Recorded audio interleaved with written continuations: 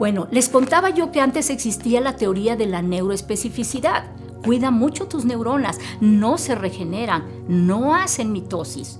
Pero muchos descubrimientos, entre ellos los de neurocientífica Rita Levi Montalcini y Cohen, su colaborador, que ganaron un premio Nobel, encontraron que existían unas células que se llaman astrocitos, son como células estrelladas, y estas astrocitos o células estrelladas, cuando son algunas de ellas, no todos los astrocitos, cuando son expuestas a estímulos visuales, auditivos, olfativos, gustativos, kinestésicos nuevos, se rompen y liberan su contenido.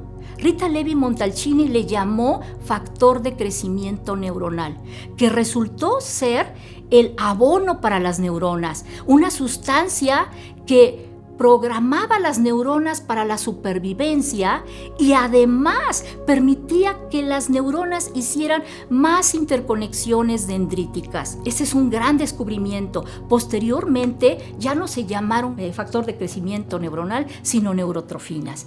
Y lo importante es proporcionar a nuestro cerebro estímulos nuevos para que las neurotrofinas se sigan produciendo. Muchas veces nosotros decimos, estoy muy ocupado, pero estoy haciendo muchas tareas rutinarias. Y cuando nosotros estamos haciendo tareas rutinarias, nuestro cerebro pues no va a estar liberando estas neurotrofinas, ¿sí? Se necesitan aprender cosas nuevas. Recuerden, a veces hay personas que viajan al mismo lugar, comen lo mismo en el mismo restaurante, se sientan en la misma mesa, piden el mismo platillo, ven los mismos programas. Hay que retar a nuestro cerebro con nuevos aprendizajes, cosas nuevas. Si eres muy bueno para un área, bueno, pues no necesitas ser perfecto en eso. Puedes empezar a desarrollar otras áreas de tu cerebro para que muchas veces les has dicho, no, yo no soy bueno para esto, no, yo no puedo con aquello. Tal vez alguna vez lo hiciste y fracasaste y eso fue más que suficiente para que se convirtiera en una creencia limitante. Pero puedes empezar a entrenar y entonces la plasticidad de las neuronas va a permitir que pues se sigan creando nuevas interconexiones neuronales.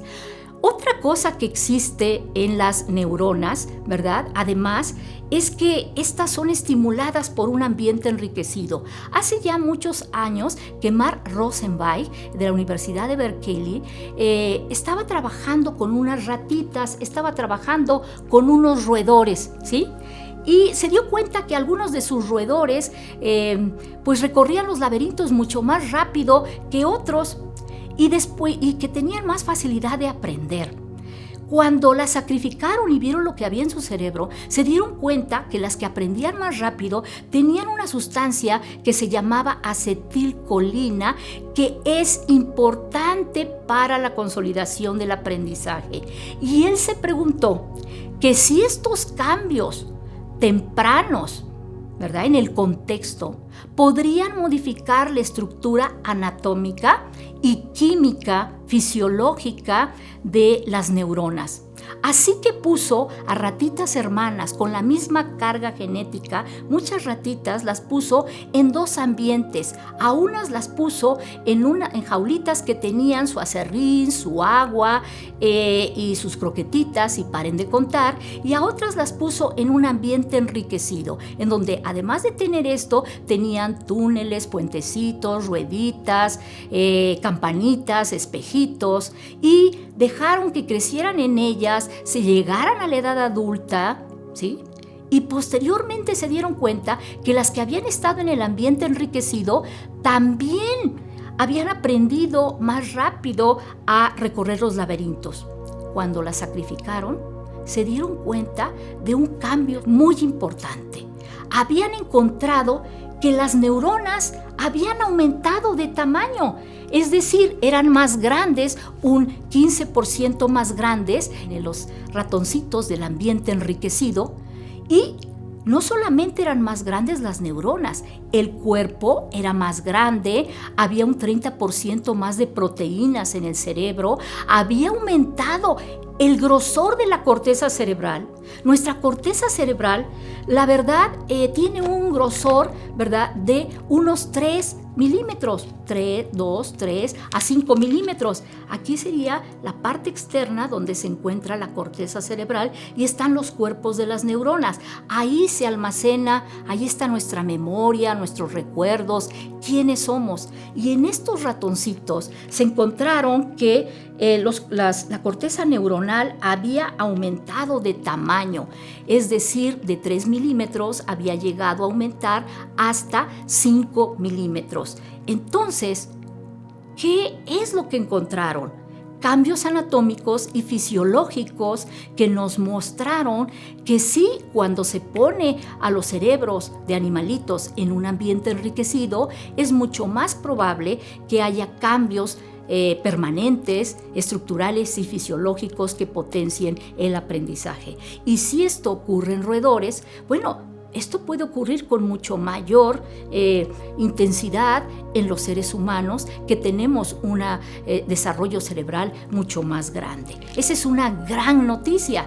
Las neuronas de las ratitas que no tenían estimulación eran más pequeñas y las neuronas de las ratitas en un ambiente enriquecido eran mucho más grandes y con mayor número de dendritas. Ahora, sabemos que los niños aprenden mucho. ¿Por qué aprenden fácilmente? Pues porque sus cerebros están bien nutridos, bien oxigenados, no hay sustancias tóxicas, no existe estrés. Además, hay un buen aporte de oxígeno, de glucosa y sobre todo tienen una alimentación sana, no están bajo la influencia de alcohol, tabaco o algunas drogas. Otra noticia maravillosa es la de la neurogénesis. Hace ya más de 30 años que se sospechaba de este proceso. ¿Qué es la neurogénesis? La neurogénesis es la producción de nuevas neuronas en el cerebro en la edad adulta. ¿Cómo? ¿Cómo es eso? Sí. Bueno, pues se encontró que algunas aves canoras, unos canarios, cantaban en primavera, verano, pero ya en el invierno ya no cantaban. Y entonces se les había muerto el área del canto, pero al siguiente año volvían a cantar. ¿Y por qué volvían a cantar? Porque se les había vuelto a desarrollar el área del canto. ¡Wow! Nuevas neuronas. Y se decía, ¿será que esto sea posible en los seres humanos? Y fue hasta 1998 cuando en la Universidad de Suecia, Ericsson, y también en el Instituto Salk en San Diego, Cage, encontraron que había producción de nuevas neuronas en humanos. ¿Cómo lo hicieron?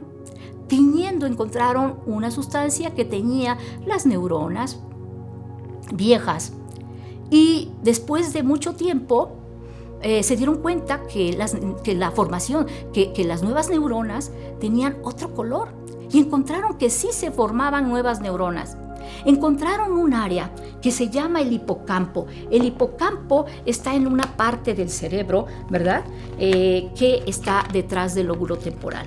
Ahora podríamos ver acá nuestro cerebro y el lóbulo temporal. Aquí internamente se encuentra el hipocampo y la amígdala. El hipocampo es una estructura que tiene que ver con la memoria de hechos recientes y también con la memoria contextual. ¿Dónde me ubico? Hechos recientes. ¿Qué tengo que hacer en 15 minutos? ¿Cuántas copias tengo que sacar? ¿A quién le tengo que hablar por teléfono?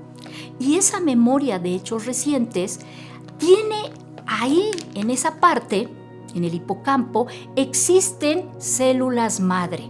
Células madre son células multipotenciales que se pueden convertir posteriormente a diferentes tejidos, como las células embrionarias. Y se dieron cuenta de algo maravilloso, que estas células multipotenciales, cuando hay estímulos nuevos, como les decía yo hace rato, visuales, auditivos, olfativos, gustativos, kinestésicos, esos estímulos son suficientes para que las células madres se transformen en nuevas neuronas. ¡Qué maravilla! Y esto ocurre en la edad adulta.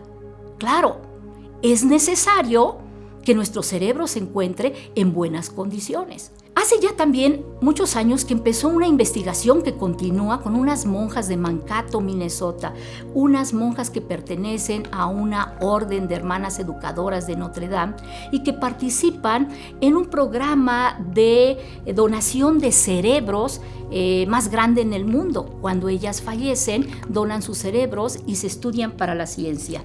Y han encontrado en estos cerebros envejecidos que aún existe esta capacidad de cambio, de transformación, de plasticidad, aún en la vejez. Esto nos da grandes esperanzas para el tratamiento y para la prevención o rehabilitación de enfermedades cerebrales.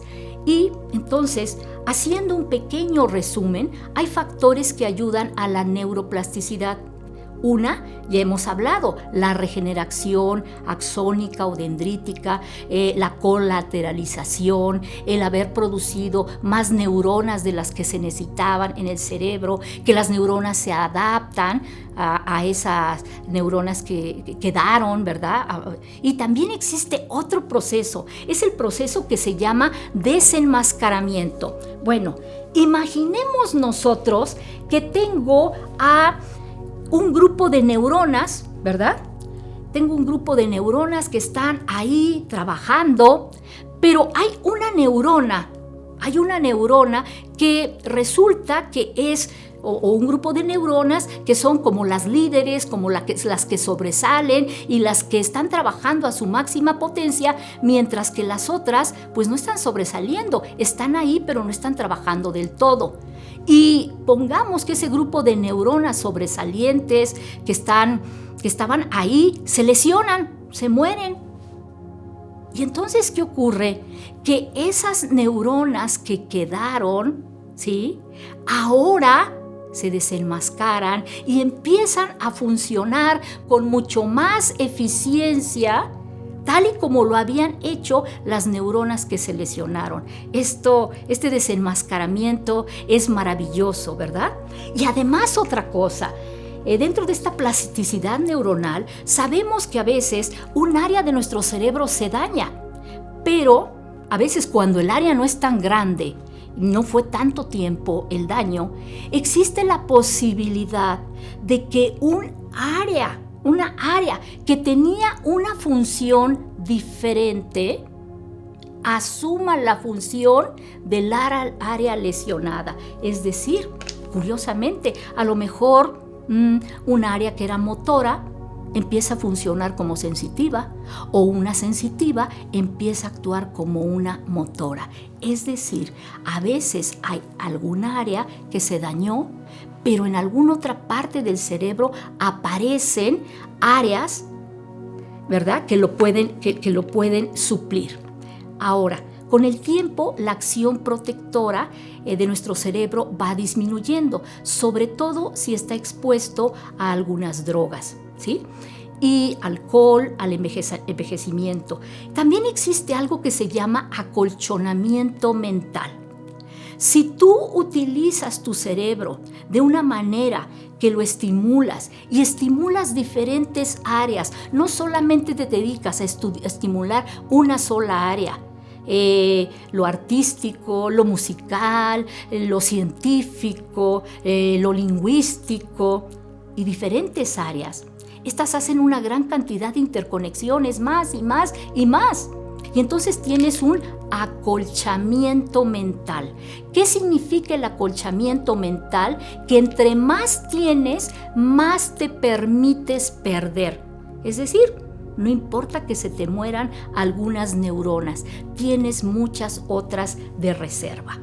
Ahora, también nuestro cerebro está compitiendo. Siempre las áreas neuronales están compitiendo. Si una área la uso mucho, esa área en el cerebro empieza a extenderse, a crecer. Si la dejo de usar, empieza a disminuir de tamaño y otra que empecé a utilizar empieza a crecer más y más. Por eso es importante que si queremos aprender realmente algo, lo reforcemos, porque si no, de otro modo se pierde. Ya decía Hahnemann en su libro Las trampas de la mente que después de terminar la carrera, los alumnos ya olvidaron el 80% de lo que aprendieron durante toda la licenciatura, precisamente porque no se repite, no se empiezan a ejercitar este tipo de aprendizajes y entonces se van perdiendo poco a poco.